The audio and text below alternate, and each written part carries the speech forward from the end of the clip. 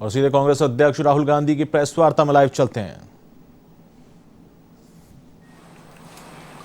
मोदी जी कहते रहते हैं कि जीडीपी बढ़ रही है। फाइनेंस मिनिस्टर कहती है कि देखिए जीडीपी का प्रोजेक्शन ऊपर की ओर है। मैं समझ नहीं रहा हूं भाई, जीडीपी एक तरफ दौड़ रही है और फाइनेंस मिनिस्टर प्रधानमंत्री कहते हैं जीडीपी बढ़ रही है। फिर बात मुझे समझ आई, जीडीपी का मतलब क्या?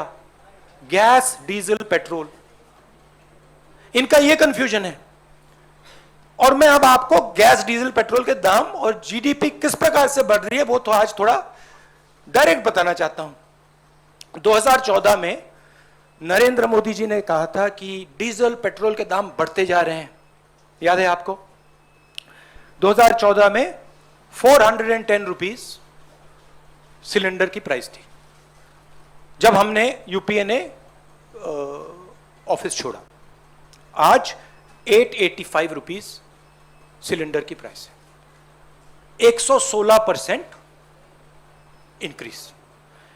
पेट्रोल की प्राइस 71.5 रुपीज 2014 में, आज 101 रुपया, 42% price increase.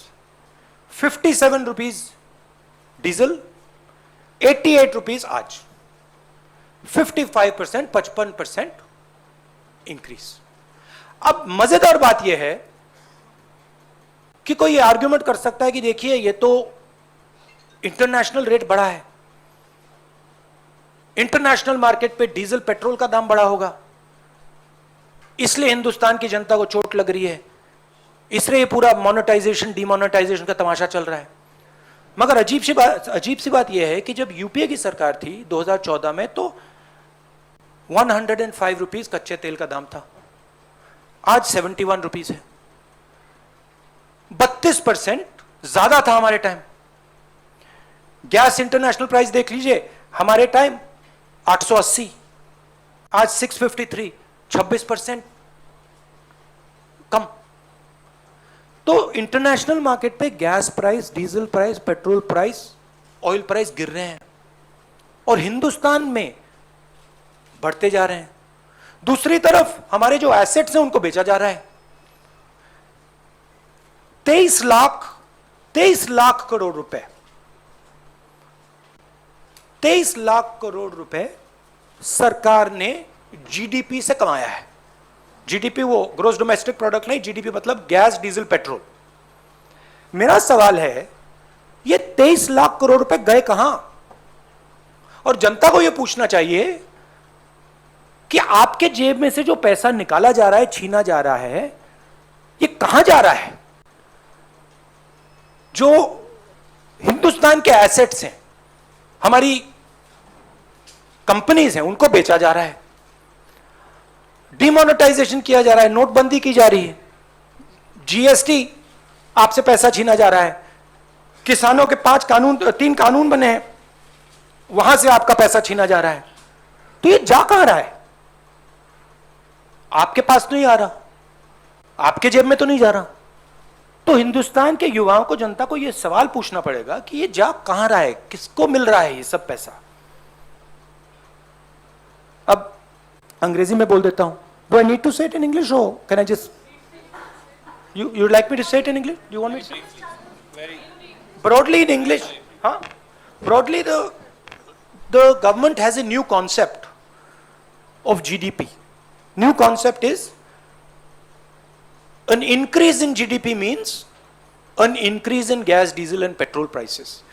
Over the last 7 years, they have earned 23 lakh crores from an increase in diesel, petrol, and gas. Every single person is affected by this. There are two effects. There's a direct effect and an indirect effect. The direct effect is when people buy fuel for their scooters, their cars, diesel for their trucks. An indirect effect is when the price of diesel, petrol rises, the price of everything rises because transport costs increase. So the country is bearing a massive cost as a result of this dramatic increase. I just go into the details. In 2004, when we left office, gas price was 410 rupees a cylinder. Today it is 2014. The gas price was 410 rupees a cylinder. Today it is 885 rupees. 116% increase. Petrol was 71. It's now 101. 42% increase. Diesel was 57. Now it is 88. A 55% increase. And the interesting thing is, people could argue that prices are rising, diesel, petrol prices are rising because international prices are rising. But that's not the case.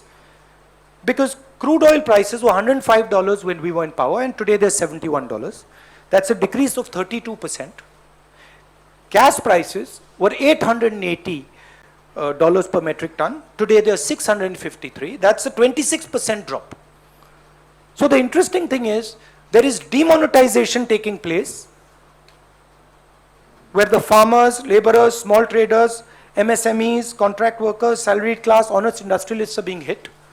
And on the other side, there is dramatic monetization taking place where 3-5 big industrialists, friends of the Prime Minister, are being benefited. There is a transfer of wealth taking place from the poor, from the weak, to the Prime Minister's friends. This is what's going on. And this is what I wanted to raise today, and I wanted the young people of this country to think about this. This is about your future. You have to ask the question, who this money is going to.